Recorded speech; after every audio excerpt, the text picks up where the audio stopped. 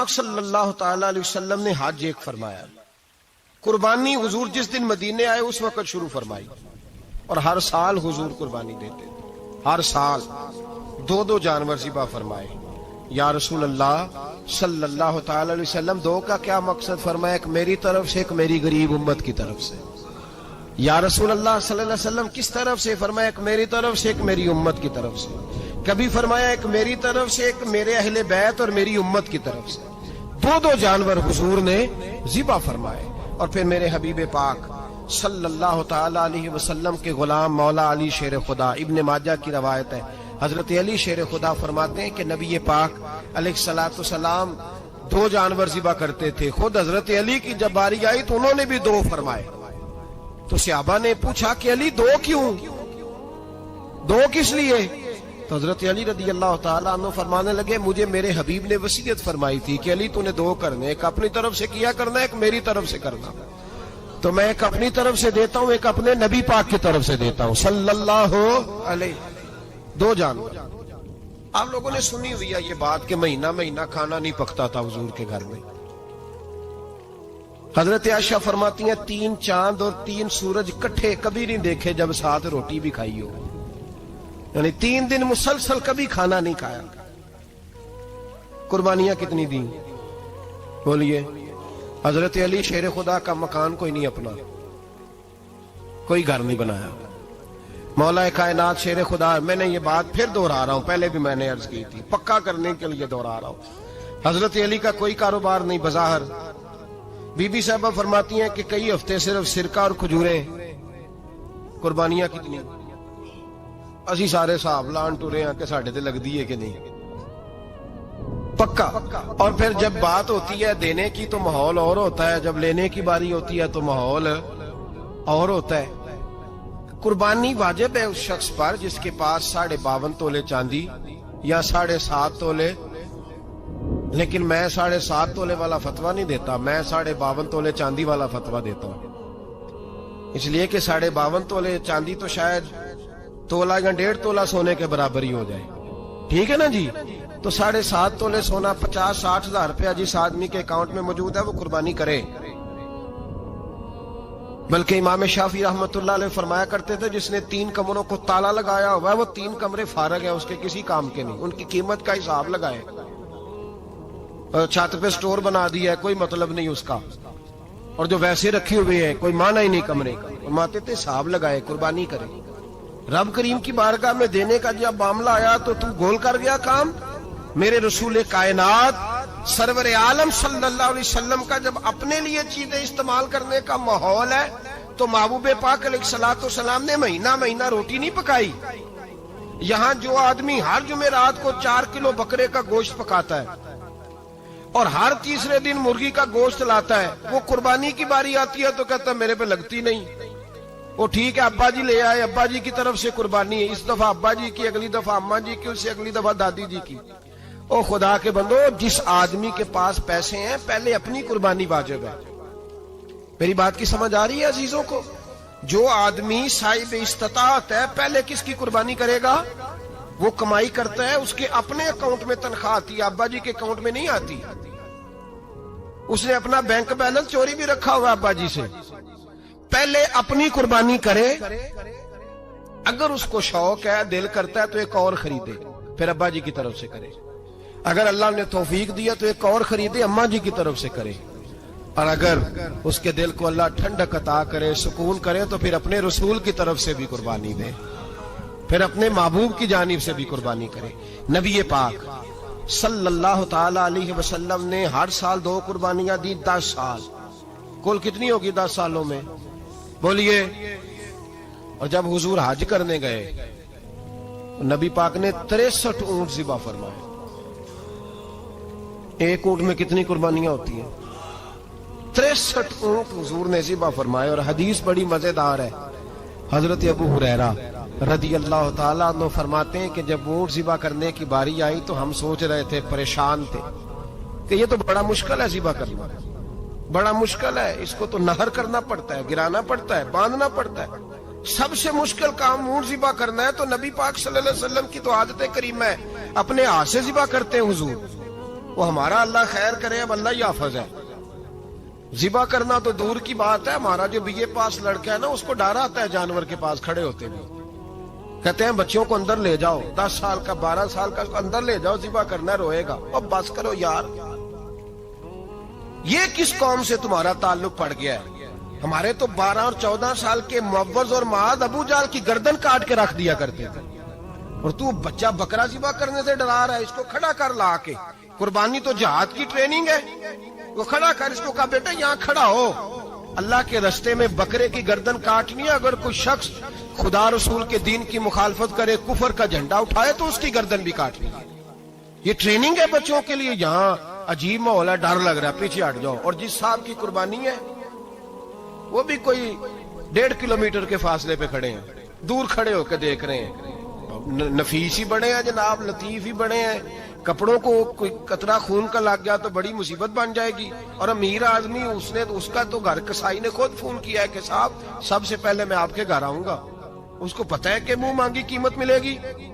مہربانی فرمائے، قربانی میرے رسول پاک صلی اللہ علیہ وسلم سے زیادہ نفاست والی طبیعت کسی کی نہیں.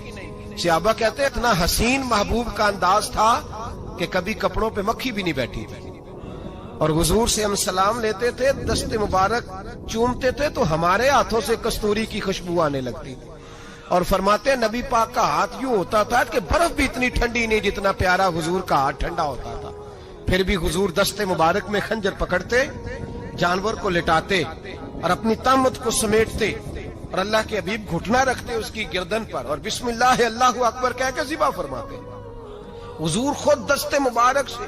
تو اتنا زیادہ نازک مزاج ہو گیا ہے کہ اب یہ والی سنت ادا کرنا مشکل ہو گیا تیرے لیے. 63 اونٹ ہیں. اور صحابہ کرام علیہم رضوان فرماتے ہیں کہ حال یہ ہے ہم سوچ رہے ہیں کیسے ذبح کریں گے، کیا کریں گے، کیسے گرائیں گے. اور نبی پاک صلی اللہ علیہ وسلم کہتے ہیں ہم ابھی سوچ میں ہی تھے کہ حضور نے چھری پکڑی. خنجر جب حضور نے اٹھایا تو فرماتے ہیں اونٹ دوڑتا ہوا آیا اور نبی پاک کے سامنے آ کے لیٹ گیا. فرماتے ہیں اللہ کے رسول نے بسم اللہ اللہ اکبر کہہ کے ذبح کیا. اس نے ٹانگ بھی کوئی نہیں ہلائی، پیر بھی کوئی نہیں ہلایا. وہ کسی شاعر نے بڑی عجیب بات کہی تھی. اس نے کہا پھنسی جو دام میں بلبل تو لگی یوں کہنے، کرے گا قتل کیا تو نے جب اسیر مجھے، کباب شمع کے شعلے پہ کیجیو صیاد، شکل گل نظر آئے دم اخیر مجھے. وہ کہتے ہیں بلبل کو شکاری، صیاد شکاری، شکاری نے پکڑ لیا بلبل کو تو صیاد سے بلبل کہنے لگی تو نے پکڑا ہے تو قتل تو کرے گا ہی نا، کھائے گا تو صحیح، ایک میری منت ہے. شکاری کہنے لگا وہ کیا؟ تو بلبل کہنے لگی جب تو مجھے ذبح کرے نا اور پکائے تو مجھے پھول سے بڑی محبت ہے. اس طرح کرنا، کوئلے اتنے زیادہ دہکانا، اس قدر زیادہ آگ جلانا کہ ان کی شکل گلاب کے پھول کی طرح سرخ ہو جائے. تو جب تو مجھے ان پر جلائے گا تو مجھے تکلیف نہیں ہوگی، اس لیے کہ محبوب کا چہرہ جو سامنے آ جائے گا مجھے تکلیف نہیں ہوگی. پھنسی جو دام میں بلبل تو لگی یوں کہنے، کرے گا قتل کیا تو نے جب اسیر مجھے، کباب شمع کے شعلے پہ کیجیو صیاد، او شکل گل نظر آئے دم اخیر مجھے. اعلیٰ حضرت بریلوی علیہ رحمہ فرمایا کرتے تھے، فرماتے تھے بڑی تکلیف ہوگی، بڑی تکلیف ہوگی جب جان نکلے گی. روایتوں میں آتا ہے جس طرح باریک دوپٹہ جھاڑیوں پہ ڈالا جائے، کھینچا جائے تو پھٹ جاتا ہے، یوں تکلیف ہوگی. پر فرمانے لگے رسول اللہ کے غلام کو کوئی تکلیف نہیں ہوگی. حضور کیوں؟ فرمایا اس لیے کہ جب جان نکلنے لگے گی تو سامنے جلوہ والضحیٰ آ جائے گا. حضور کے جلوے ہوتے رہیں گے تو پتہ ہی نہیں چلے گا جان کیسے نکل گئی. پھنسی جو دام میں بلبل. تو صحابہ فرماتے ہیں کہ اونٹ دوڑتا ہوا آیا، حضور کے سامنے آ کے لیٹا، نبی پاک نے ذبح فرمایا اور فرماتے حد ہو گئی. حضور نے توجہ فرمائی تو دوسرا دوڑتا ہوا آ گیا، تیسرا آ گیا. حضرت ابو ہریرہ فرمایا کرتے اونٹ ایک دوسرے کو دھکے دیتے تھے، پیچھے ہٹ جا، پہلے میں نے جانا ہے، پہلے میں نے جانا ہے. 63 اونٹ وادی منا میں حج کے موقع پر میرے رسول پاک نے دست مبارک سے ذبح فرمائے. ہر قربانی حضور نے اپنے ہاتھوں سے فرمائی. قربانی واجبات دین میں سے، ضروریات دین میں سے ہے، اور کوئی اتنا لمبا چوڑا مسئلہ نہیں. بہت ساری چیزوں کو خود بخود مشکل کر لیتے ہیں. ٹی وی پہ خبر آتی ہے فیصل آباد کے 2 بیل ہیں، بھولو اور ڈولو، پتہ نہیں کتنے من ان کا وزن ہے. ان سے پوچھا جا رہا ہے کہ بھولو ڈولو کھاتے کیا ہیں؟ تو کہتے ہیں بادام کھاتے ہیں، مکھن کھاتے ہیں. یہ جناب پتہ نہیں ان کو دودھ کتنے کلو روز پیتے ہیں، اور بھولو ڈولو بیچارے سے خود نہیں چلا جا رہا، لگ ایسے رہ جیسے وہ خود کہہ رہے ہیں مہربانی کرو ہمیں ذبح کر لو، اب تو اٹھا بیٹھا بھی نہیں جا رہا. او خدا کے بندو، دین کی اصل حقیقت کو سمجھو. یہ تو حضور نے فرمایا خوبصورت جانور لاؤ، یہ کس حدیث میں آیا ہے کہ اسے بادام کھلاؤ؟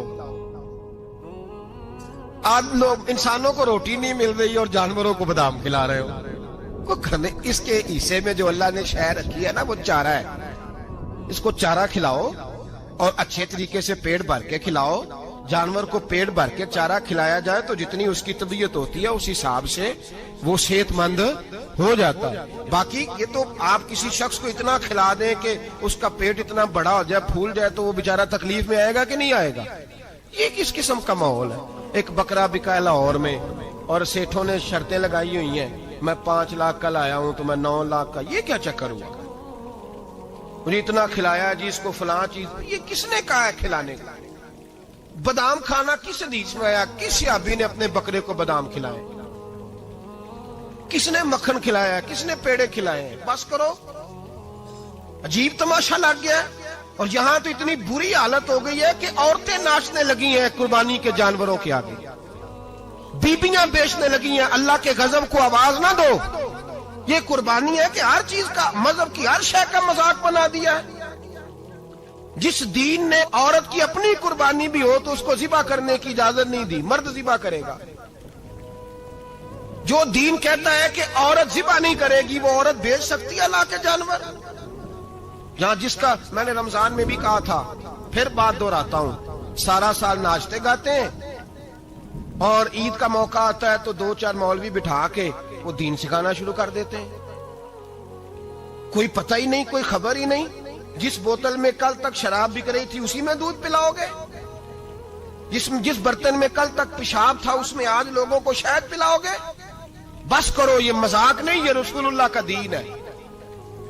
نبی پاک سید عالم صلی اللہ تعالی علیہ وآلہ وسلم نے کوئی ذمہ عورت کے کوئی چیز نہیں لگائی ایسی جس میں اسے مردوں کے ساتھ شامل ہونا پڑے.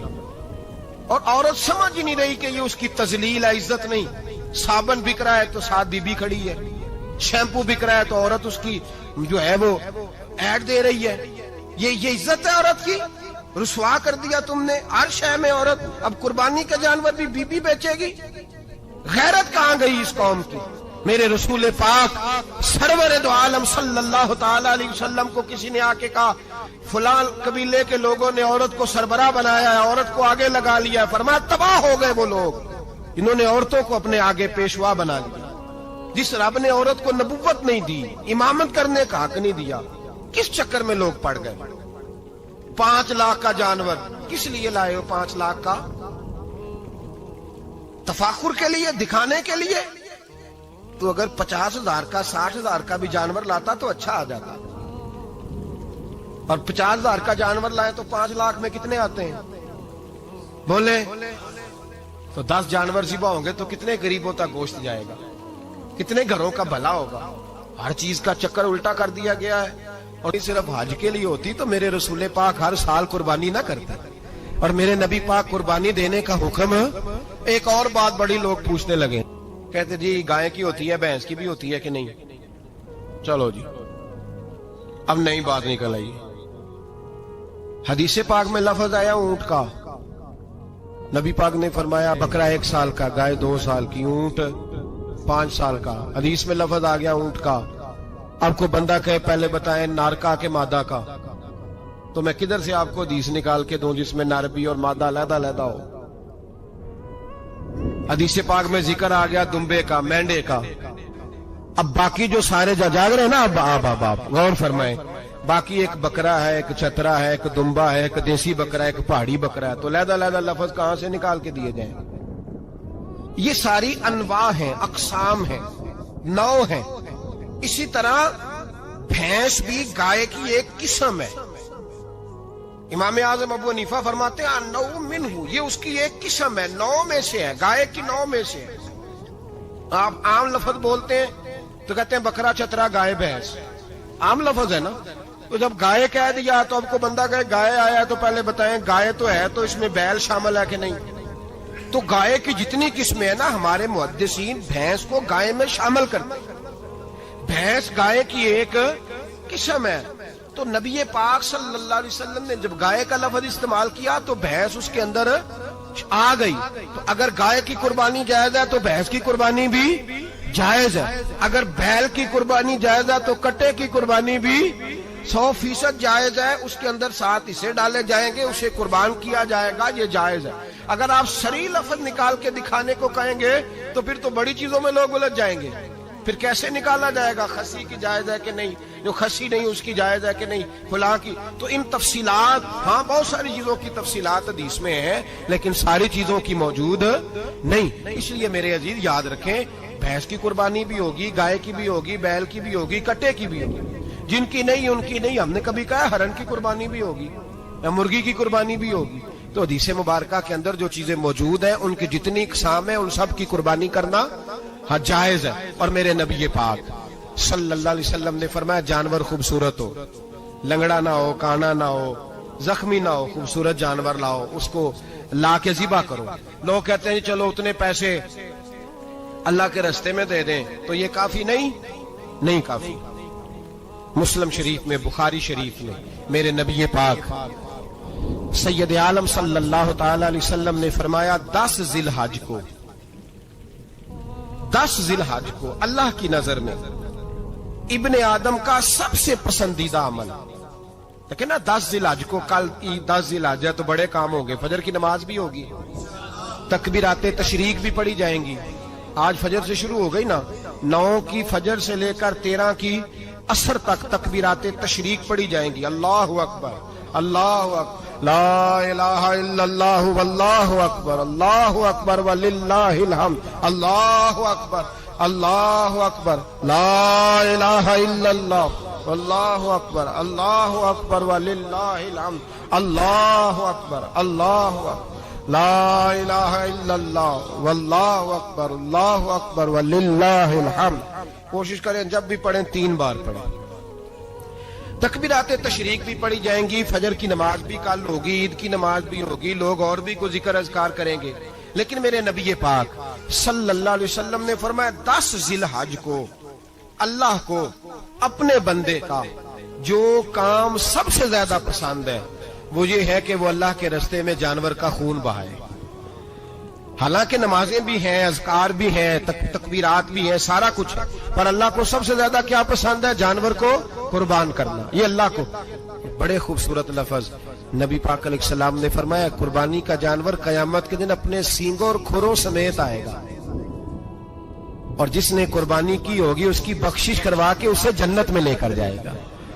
تو فرمایا ابن آدم کا سب سے پسندیدہ عمل یہ، سب سے پسندیدہ، کہ وہ 10 ذی الحج کو قربانی کریں، کوشش کریں خود ذبح کریں اپنا جانور. یہ حضور کی سنت ہے. یہ نہ ہو سکے تو نبی پاک صلی اللہ علیہ وسلم نے اپنے ہاتھوں سے ذبح کرنے لگے. حضرت فاطمہ کا جانور تو فرمایا فاطمہ ادھر آ کے اس کے پاس کھڑی ہو جاؤ، میں تمہارا جانور ذبح کرنے لگا ہوں. اپنے جانور کے پاس کھڑے ہوں. میرے جو بھائی ذبح کرنے کا کام کرتے ہیں نا، قصاب ہم کہتے ہیں، سارے قصاب نہیں ہوتے، بہت سارے لوگ یہ سعادت حاصل کرتے ہیں اور بڑی نیکی کا کام کرتے ہیں. اللہ انہیں بڑی بہترین جزا عطا فرمائے گا، بڑا خیر کا کام کرتے ہیں. لیکن چونکہ رش ہوتا ہے ایسے لوگوں کے پاس، تھوڑی جلدی بھی ہوتی ہے. پہلی تو کوشش کریں تکبیر خود ڈالیں، یہ نہیں ہو سکتا تو قریب کھڑے ہوں. ہمارے ہاں ایک رواج یہ بھی ہے کہ 2 بندے ہاتھ رکھتے ہیں، ذبح وہ کر رہا ہوتا ہے تو جس کی قربانی ہوتی ہے اس کو کہتے ہیں تو بھی ساتھ ہاتھ رکھ. ہوتا ہے نا جی بہت ساری جگہوں. اب حکم یہ ہے شریعت اسلامیہ کا کہ جب جانور ذبح کریں گے تو پڑھیں گے بسم اللہ اللہ، بسم اللہ اللہ. ہاں نبی پاک صلی اللہ علیہ وسلم نے لمبی دعا پڑھی، صحابہ بھی لمبی دعا، انی وجہت وجہی للذی فطر السماوات والارض حنیفا وما انا من المشرکین، یہ بھی پڑھا. اور پھر میرے رسول پاک صلی اللہ علیہ وسلم نے یہ بھی کہا کہ اللہ میری طرف سے قبول فرما، میری امت، میری اہل بیت کی طرف سے قبول فرما. صحابہ جب جانور ذبح کرنے لگتے پہلے یہ دعا پڑھتے، پھر کہتے اللہم تقبل منا کما تقبلت خلیلک ابراہیم علیہ السلام وتقبلتا حبیب کا محمد صلی اللہ علیہ وسلم، اے اللہ ہم سے بھی قبول فرما جیسے تو نے حضرت ابراہیم سے قبول فرمائی اور جیسے اپنے حبیب حضرت محمد صلی اللہ علیہ وسلم سے قبول۔ یہ ساری دعا پڑھیں، اور جب جانور ذبح کرنے لگے تو پھر پڑھیں بسم اللہ اللہ، بسم اللہ اللہ۔ اچھا، دو آدمیوں نے ہاتھ رکھا ہوا ہے، دو آدمیوں نے، اب اگر ایک نے بھی نہ پڑھی بسم اللہ اللہ اکبر تو جانور حلال نہیں ہوگا، دونوں کو پڑھنا پڑے گا۔ یہ مسئلہ یاد رکھیں۔ ایک اور بات بھی بتانی ہے آپ کو، وہ بھی آپ نے یاد رکھنی ہے۔ قربانی کے بڑے جانور میں کتنے حصے ہوتے ہیں؟ 7۔ اب 7 حصوں میں 7 کی نیت قربانی کی ہونی چاہیے، 7 کی۔ 6 حصے ڈال گئے، جو چلے تھوڑے سے زیادہ امیر لوگ نہیں تھے، نارمل تھے، انہوں نے 6 حصے ڈال لیے۔ 7واں امیر آدمی تھا، اس کو جا کے کہا یار ایک حصہ نہیں مل رہا تو چل تو نے تو 2-3 بکرے لیے ہوئے ہیں، تو بھی شامل ہو جا۔ اس نے پہلے تو کہا نہیں یار میں نے اب لے لی ہیں، پھر جب اصرار کیا تو کہا چلو ٹھیک ہے بڑے گوشت کا قیمہ کرا لیں گے۔ تو اس طرح کرو، ڈال لو میرا بھی حصہ۔ اب 6 کی نیت قربانی کی، 7ویں کی گوشت کی، کسی کی بھی قربانی نہیں ہوگی، گئے سارے۔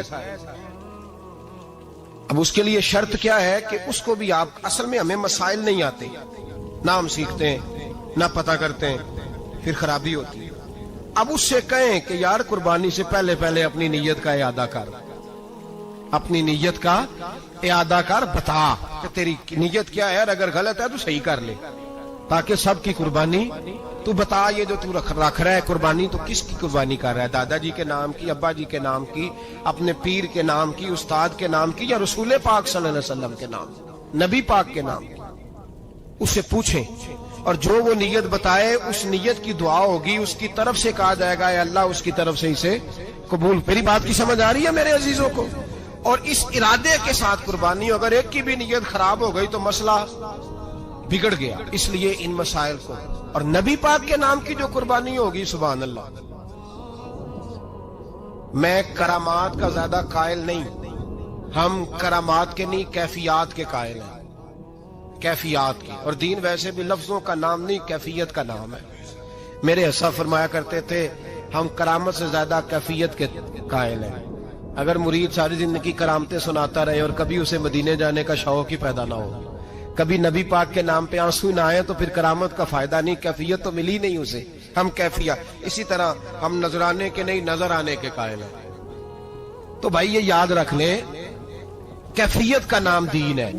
نبی کریم علیہ الصلوۃ والسلام بائی دا وے ایک قضائے حاجت کے لیے ایک باغ میں تشریف لے گئے۔ حضور باغ کے اندر داخل ہوئے ہی تھے، اونٹ بندھا ہوا تھا، تو حضرت ابو درداء رضی اللہ تعالیٰ عنہ کہتے ہیں وہ اونٹ نے حضور کی طرف دیکھا تو اس نے رونا شروع کر دی۔ اصل میں دکھ پوچھنے والا کو ملے تو پھر ہی رونے کا مزہ آتا ہے، ہر جگہ تو دکھ سنایا بھی نہیں جا سکتا۔ ایسا ملے نا جو دکھ پوچھنے والا ہو، تسلی تشفی دینے والا ہو، جس کے کندھے پہ سر رکھ کے بندہ دیر تک روئے۔ اونٹ رونے لگا تو حضرت ابو درداء رضی اللہ تعالیٰ عنہ فرماتے ہیں نبی کریم علیہ السلام اس کی طرف بڑھے، حضور نے اس کی پشت پر ہاتھ رکھا تو وہ اور زیادہ رونے لگا۔ پھر میرے محبوب نے اپنے کان مبارک اس کے منہ کے قریب کیے تو اس نے کوئی بات کی۔ محبوب نے فرمایا بلاؤ نا اس کے مالک کو کہاں ہے۔ وہ جب آیا تو حضور صلی اللہ علیہ وسلم نے فرمایا کہ تم اسے اس کی ضرورت سے زیادہ اس پر وزن رکھتے ہو، اسے اذیت دیتے ہو، تکلیف پہنچاتے ہو۔ پھر حضور علیہ السلام نے فرمایا اسے کھانا اور پانی وقت پر نہیں دیتے، دھوپ چھاؤں کا خیال نہیں رکھتے۔ اور آخری لفظ حدیث کے محبوب فرمانے لگے تم اس کے بارے میں اپنے رب سے نہیں ڈرتے، اس کے حقوق کے تحفظ کے لحاظ سے تم اللہ کا خوف نہیں رکھتے، وہ تم سے پوچھے گا اس کے بارے میں۔ یہ حدیث حضرت ابو درداء رضی اللہ تعالیٰ عنہ نے سنی ہوئی تھی نا۔ جب آپ کا اپنا وقت وصال آیا نا تو حضرت ابو درداء نے بھی اونٹ رکھا ہوا تھا۔ جناب ابو درداء رضی اللہ تعالیٰ عنہ نے گھر والوں سے بھی معافیاں مانگی، رشتہ داروں سے بھی، دوستوں سے بھی، تو پھر اونٹ کے سامنے بھی جا کے کھڑے ہو کہنے لگے اونٹ دیکھنا اللہ کی بارگاہ بارگاہ میں میری شکایت نہ کر دینا، اس کے حضور کہہ نہ دینا کہ یا اللہ اس نے میرے حق نہیں ادا کیے۔ فرمایا میں نے کوشش کی ہے تیرے حقوق ادا کرنے کی، اور اگر کہیں کمزوری رہ گئی تو مجھ سے درگزر کر دو۔ نہیں، یہ انداز تھا ان لوگوں، جن باتوں کا ہمیں پتہ چل چکا ہے اس پر عمل کی بھی تو کوشش ہونی چاہیے۔ تو میرے عزیزوں، جانوروں کے حقوق میرے نبی کریم علیہ الصلوۃ والسلام نے بیان فرمائے۔ سب سے پہلی بات حضور نے یہ بیان کیا کہ جانور کو گالی نہ دو۔ ایک شخص نے ایک مرغ کو گالی دی تھی تو نبی پاک علیہ السلام نے فرمایا اسے گالی نہ دے، یہ تو تجھے آذان کے لیے بیدار کرتا ہے۔ وطن کچھ نوابزادوں اور شہزادوں کی نیند خراب کرتا ہے مرغا بھی، تو خیر مرغوں نے اذانیں پڑھنی چھوڑ دی۔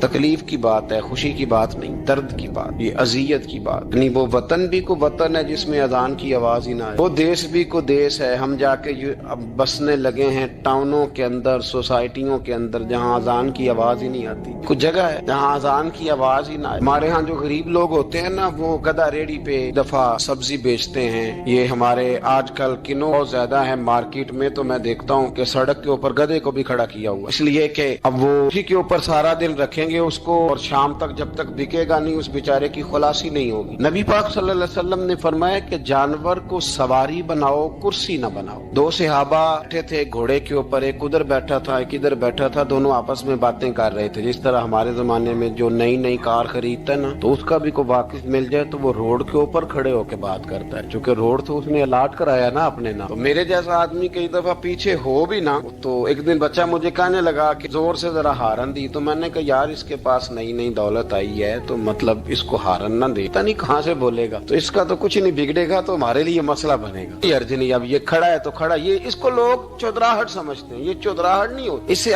یہ آپ کے کمزور ہونے کی علامت ہے۔ اس طرح چھوٹا آدمی اس طرح کے کام کرتا ہے، بڑے لوگ تو کسی کو تکلیف ہی نہیں دیتے کیونکہ وہ بڑے ہوتے ہیں۔ تو نبی پاک علیہ السلام نے دیکھا دو غلاموں کو، ایک کے گھوڑے کا منہ ادھر ہے دوسرے کا ادھر ہے، تو آپس میں گفت و شنید کر رہے ہیں۔ میرے رسول کریم علیہ السلام نے وہیں تنبیہ فرمائی، حکم دیا، فرمایا سواریوں کو سواریاں بنایا کرو، کرسیاں نہ بنایا کرو، جب تک چلنا ہو اس پر بیٹھو، اور جب بات کرنی ہو تو گھوڑے سے نیچے اترو، پھر بات کرو تو پھر دوبارہ گھوڑے پہ بیٹھو، کہ اس سے اتنا ہی کام لیا جائے جتنا وہ اس کا بوجھ برداشت کر سکے۔ عبداللہ بن مبارک نے کرائے پہ گھوڑا لیا تھا، کرائے پہ سواری لیتے۔ حضرت عبداللہ بن مبارک رحمۃ اللہ تعالیٰ نے ایک شخص سے کرائے پہ گھوڑا لیا کہ مجھے فلاں سفر پہ جانا ہے تو گھوڑا کرائے پہ دے دو۔ اس نے کہا جی کس کس نے جانا ہے؟ تو آپ فرمانے لگے میرا وجود دیکھ لے، میں نہیں جانا ہے۔ طے ہو گیا، آپ نے گھوڑا اس سے لے لیا۔ جب آپ جانے لگے تو ایک آدمی رستے میں ملا، کہنے لگا حضور کوفے جا رہے ہیں؟ فرمایا ہاں۔ کہنے لگا یہ میرا خط بھی لے جائیے گا، یہ میرا خط ہے، کتنا وزن ہوتا ہے خط کا، یہ میرا خط ہے، فلاں آدمی کو دیجیے گا۔ تو آپ فرمانے لگے تو میرے ساتھ واپس چل گھوڑے کے مالک کے پاس، اگر وہ اجازت دے گا یہ سفر گھوڑے پہ زیادہ رکھنے کا تو میں رکھوں گا، اگر وہ اجازت نہیں دے گا تو میں نہیں رکھوں گا۔ تو وہ آدمی کہنے لگا حضور اتنی چھوٹی چھوٹی باتوں کا کیوں خیال رکھتے ہیں؟ عبداللہ بن مبارک فرمانے لگے اس لیے کہ میں رحمت للعالمین نبی کا ماننے والا ہوں، میرے رسول پاک علیہ السلام رحمت للعالمین ہے، تو میں اتنا بھی ظلم جانور پر کر سکتا ہوں، میں پہلے اجازت لوں گا اس کے مالک سے، اس کے بعد پھر میں آگے جاؤں گا۔ تیسری بات حضور علیہ السلام نے فرمایا جو جانور جس مقصد کے لیے پیدا کیا گیا اسے وہی کام لینا ہے، دوسرا کام نہیں لینا، جس مقصد کے لیے پیدا کیا گیا۔ گھوڑا،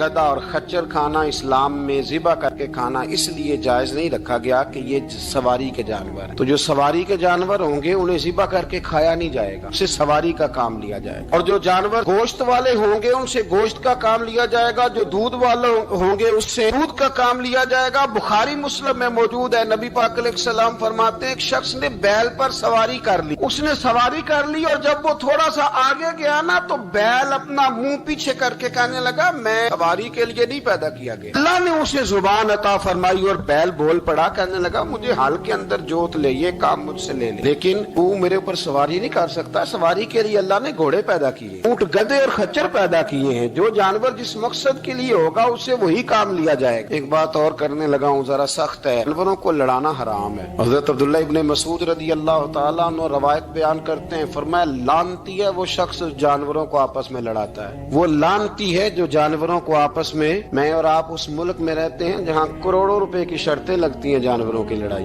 جانوروں کو اذیت دی جاتی ہے، تکلیف دی جاتی ہے، کبوتر اڑائے جاتے ہیں، اور انعام اس کو ملتا ہے جس کا کبوتر دیر کے بعد آئے۔ کبوتر باز کبوتر کو بیٹھنے نہیں دیتا۔ یہ حرام ہے، شریعت اسلامیہ میں حرام ہے جانوروں کا لڑانا اور ان کو ایک دوسرے کے خلاف ابھارنا حرام ہے، دین میں منع کیا گیا ہے۔ اب جانور کو اگر پالیں گے بھی تو اس حد تک پالیں گے کہ جس حد تک اس کو کسی اذیت میں مبتلا نہ کیا جائے۔ کتوں کی لڑائی کرائی جاتی ہے، مرغوں کی لڑائی کرائی جاتی ہے، جانوروں کو اذیت پہنچتی ہے، بیلوں کی لڑائی ہوتی ہے، سینگ ٹوٹ جاتے ہیں، لہو اتنا بہتا ہے جانوروں کا کہ دیکھا نہیں جاتا۔ لیکن سامنے بیٹھنے والے تالیاں بجا رہے ہیں، یہ تو بڑے سخت دل لوگوں کے رویے کہ جانور کا خون بہ رہا ہے اور آپ تالیاں بجا رہے ہیں۔ مرغے بیچارے کی چونچ لہو لہان ہو گئی ہے، سامنے والے نے اتنا مارا ہے اور یہاں تالیاں بج رہی ہیں کہ میرا جیت گیا، بجائے اس کے کہ اس کو پٹی کی جاتی، اس کو دیکھا جاتا۔ یہ تو سنگ دل لوگوں کا کام ہے۔ ہم تو رحمت للعالمین نبی کے غلام صلی اللہ علیہ وسلم، ہمارے دین نے تو ہمیں یہ مزاج ہی نہیں دیا۔ ہم نے تو پیار کرنا، ہم نے تو محبت بانٹنی، ہم نے تو شفقت کرنی۔ نبی پاک علیہ الصلوۃ والسلام نے انور سے اس کے بچوں کو جدا کرنے سے منع فرمایا۔ جب تک بچے کو ماں کی ضرورت ہے اسے جدا نہیں کیا جائے،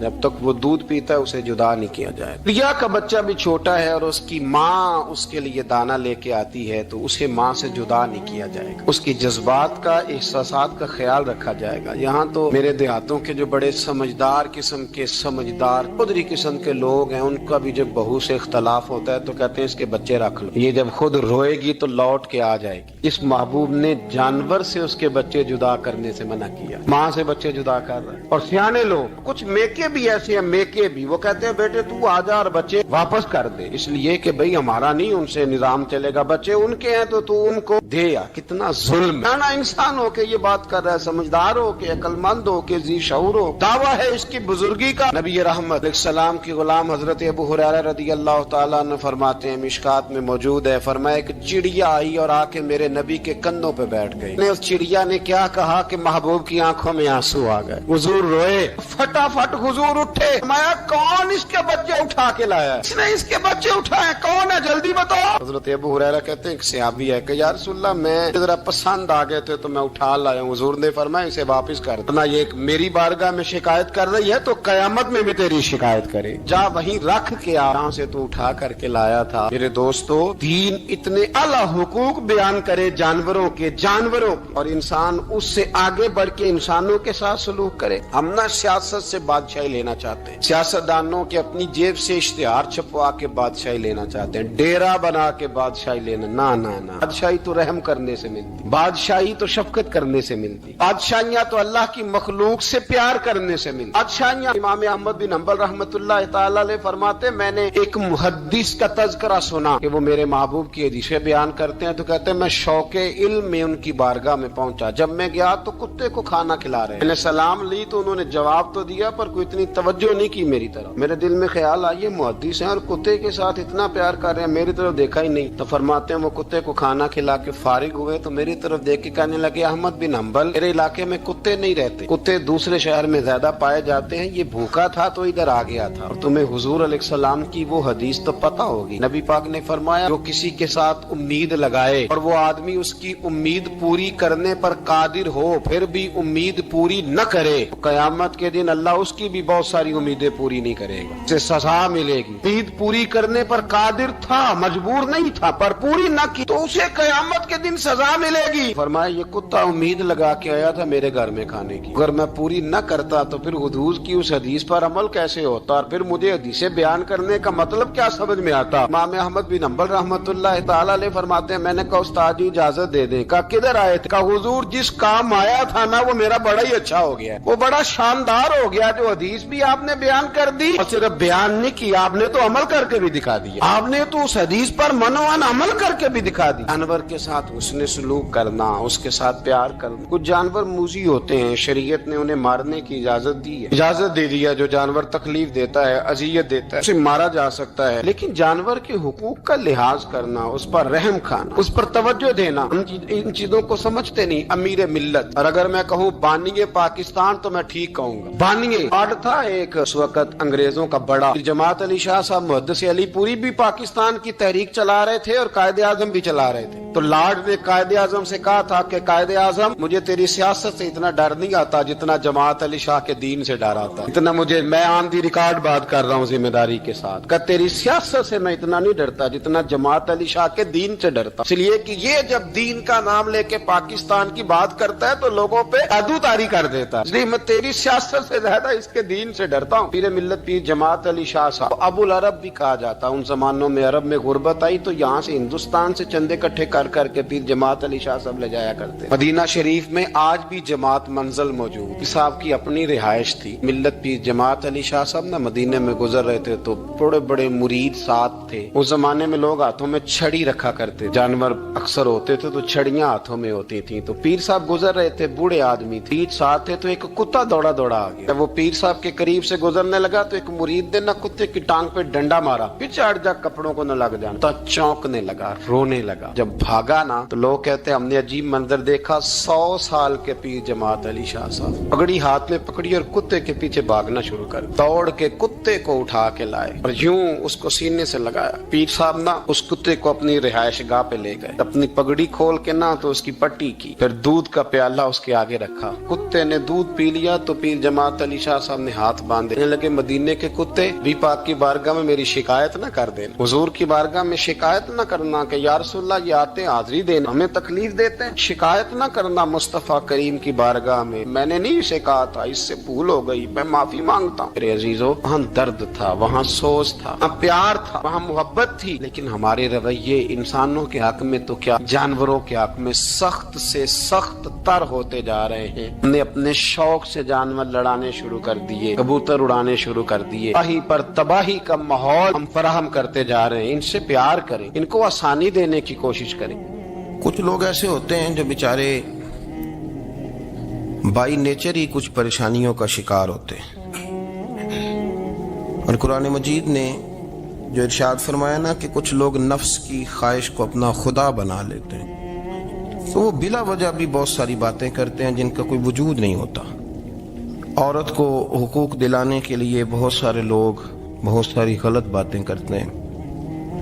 जो लोग यहाँ से किसी को ले जाते थे ना दुबई धोखा दे के, और ले जाते थे यूरोप में, अरब ममालिक में धोखा दे के ले जाते थे, तो वो भी कोई ख्वाब ही तो दिखाते थे कि इतने लाख तनख्वाह होगी, इतना कुछ होगा। वहां जाके पता चलता था कि जेब से भी देने पड़ेंगे कुछ। बहुत सारे लोग ऐसे होते हैं, वो सारे खूबसूरती के नाम पर ही धोखा देते हैं। आपको पता है कि जो आदमी किसी को लालच देता है तो किसी को लूटने के लिए उसे लालच देना बड़ा जरूरी होता है। लोग पहले लालच देते हैं फिर लूटते हैं। पहले मुकम्मल लालच देते हैं, ये चीज मिल जाएगी, ये चीज मिल जाएगी। लोग मुकम्मल लालच देते हैं, उसके बाद फिर लूटते हैं। और अगर लालच ना दें तो कोई आदमी काबू आएगा? लोग लूटते हैं लालच देकर। अच्छा, अब वो जो जिसको लालच दिया जा रहा होता है वो कह रहा होता है कि नहीं नहीं तुम्हें नहीं पता, वो उस वक्त मानने को तैयार नहीं होता। वो कहता है इतनी खूबसूरत बातें कर रहा है, इतनी अच्छे पैगाम दे रहा है, तुम मेरे दुश्मन हो, तुम मुझे मना कर रहे हो। होश तब आती है कि जब सब कुछ लुट जाता है। औरत को वैसे भी काबू करना बड़ा आसान होता है। आला हज़रत बरेलवी रहमतुल्लाह अलैह फरमाते हैं, बेटियां नाजुक शीशियां होती हैं, इनको तो जरा सी चोट लगे तो टूट जाती हैं। देखिए कितना बड़ा जुमला कहा बरेली के इमाम, नाजुक शीशियां। जरा कोई आदमी गुमराह करता है, जरा खराब करता है। अब देखे ना, ये जो बच्चियों को बच्चे मिस गाइड करते हैं, उन्हें बड़े बड़े ख्वाब दिखाते हैं, वो बेचारी माँ बाप को छोड़ के, बहन भाई को छोड़ के इसके साथ शादी करती है। फिर जो उसका बाद में अशर होता है, आप उदलियां नू सरदार पहन तके ते शर्मा वालियां नू झूठे ढोलियां दे। फिर वो बेचारी माँ बाप रखते नहीं, वो जुल्म करता है, तो कितनी बड़ी तकलीफ में वो बच्ची आ जाती। नाजुक शीशी होती है ना तो टूट जाती। यही हाल अब जदीद खवातीन और ये जो कुछ एंकर पर्सन है, ये असल में ना ये आपको सियासत सिखाते हैं, लेकिन ये मादर पिदर आजाद लोग हैं, बिल्कुल आजाद। ये तो उलमा शोर ना करें بات نہ کریں, گفتگو نہ کریں, مشائخ بات نہ کریں, اور یہ جو کچھ سنجیدہ اور دینی طبقہ ہے یہ کوئی شور نہ کرے, یہ تو روڈوں پہ ننگے ہو کے آ جائیں معاذ اللہ. خوفناک نظریہ رکھتے ہیں یہ لوگ. عورت کو کہتے ہیں تیرے حقوق ہم تجھے لے کے دیں گے. مثلاً وہ کون سا حق ہے جو تم نے لے کے دینا ہے؟ میرے نبی کریم صلی اللہ علیہ وسلم اس کو بیٹی بھی بنایا ہے, اس کو بہن بھی بنایا ہے, اس کو ماں بھی بنایا ہے, اسے بیوی کا عالی شان رتبہ بھی عطا فرمایا ہے. اور چونکہ بیٹی کا بھی حق بڑا بیان کیا جاتا ہے, بہن کا بھی, ماں کا بھی, اور بیوی کے معاملے میں لوگ سمجھتے ہیں کہ زیادہ بات نہیں کرنی چاہیے, شاید مسئلہ خراب ہو جائے. حالانکہ نبی پاک صلی اللہ تعالی علیہ وسلم نے بیوی کے بارے میں پتہ کیا فرمایا؟ فرمایا جب تم نکاح کر لیتے ہو تو اپنا ایمان محفوظ کر لیتے ہو. اب میں اس کی شرح نہیں کرتا, اب خود کر لیجئے گا کہ وہ ایک ایسی شخصیت ہوتی ہے کہ جس کی موجودگی میں آپ کا ایمان محفوظ ہے. اب میں نہیں سمجھتا کہ اس سے بڑی بات کوئی اور ہو سکتی ہے, جس کی موجودگی میں آپ کا ایمان. اور بھائی یہ حدیث پاک عرض کر رہا ہوں, نکاح جب کوئی کر لے تو اس نے اپنا ایمان مکمل کر لیا. اس کا معنی یہ ہوا کہ آپ کا ایمان محفوظ ہے اس کی موجودگی میں. تو اس سے زیادہ بھی, یعنی ایمان سب سے قیمتی چیز ہے نا, تو اس کے محفوظ ہونے کی وجہ حضور نے نکاح بیان کر دی. اب میرا خیال ہے بیوی اگر کوئی اس سے بڑا حقوق مانگے گی تو بیوقوفی کرے گی. اتنا بڑا درجہ نبی کریم نے اسے عطا کر دی, اتنا بڑا مقام دے دیا کہ تو خامند کے ایمان کے محفوظ ہونے کا ذریعہ بن گئی ہے.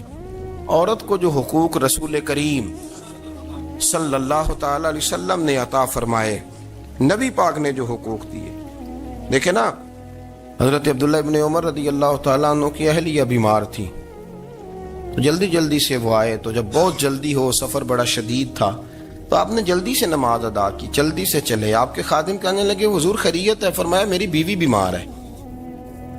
تو اس نے عرض کی حضور آپ کی اہلیہ بیمار ہے. تو آپ نے نماز بھی جلدی سے پڑھی, سفر بھی جلدی جلدی کیا. تو فرمانے لگے یہ وہ چیزیں ہیں جو ہمیں مدینے والے رسول نے سکھائی ہیں. آپ اس کیفیات کو سمجھیں کہ حضور صلی اللہ علیہ وسلم نے درس دیا. اور پھر ایک اور بہت بڑی بات, یہ فضیلت کسی اور کو نہیں دی.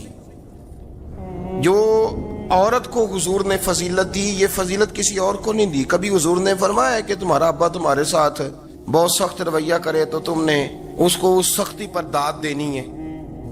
فرمایا چلو اگر وہ زیادتی بھی کرے تو تم نے اس کے ساتھ سلوک اچھا ہی کرنا ہے. لیکن آپ ایک بات کو سمجھے نا کہ بچے کے بارے میں, بیٹے کے بارے میں, بیٹی کے بارے میں فرمایا 10 سال کے ہو کے نماز نہ پڑھیں تو سختی کرو, تمہارا ڈنڈا بھی لٹکنا چاہیے. بہت ساری جگہوں پہ بہت سارے لوگوں کے لیے سختی کا حکم دیا, لیکن عورت کے لیے حضور نے جو جملے کہے, اصل میں ہم سمجھتے ہیں کہ یہ ایک بات ہے, مشہور ہو گئی ہے روایت حدیث, تو بس اس کے پس منظر پر اور جملوں کے حسن پر شاید معاذ اللہ غور کرنے کی ضرورت نہیں. ذرا اس لفظ کی تاثیر پر غور کریں. حضور نے فرمایا عورت ٹیڑھی پسلی سے پیدا کی گئی ہے, یہ ٹیڑھی ہے, تو سیدھا کرنے کی کوشش کرو گے تو ٹوٹ جائے گی. تو حضور پھر ہمارے لیے حکم کیا ہے؟ فرمایا جیسی ہے تم اسی کے ساتھ نبھا کرو. آپ سمجھیں کہ اتنا محفوظ حضور نے درجہ دے دیا بی بی کو, اتنا محفوظ کہ فرمایا غلطی بھی ہو تو میرے غلاموں تم اس کے ساتھ نبھا کرو, گزارا کر لو.